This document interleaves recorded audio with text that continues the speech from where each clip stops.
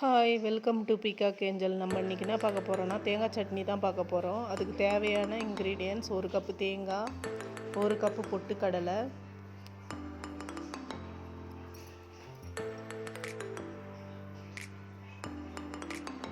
ஒரு 3 பச்சை மிளகா,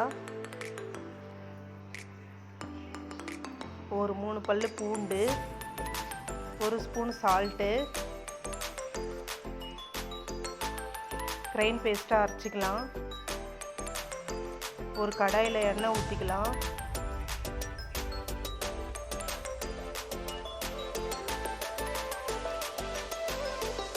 ஒரு ஸ்பூனு கடுகு போட்டுக்கலாம்.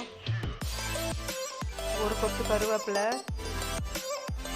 இப்போ நம்ம சட்னியை தாளிச்சிக்கலாம். அவ்வளோதான், நம்ம தேங்காய் சட்னி ரெடி. தேங்க்யூ ஃபார் வாட்சிங்.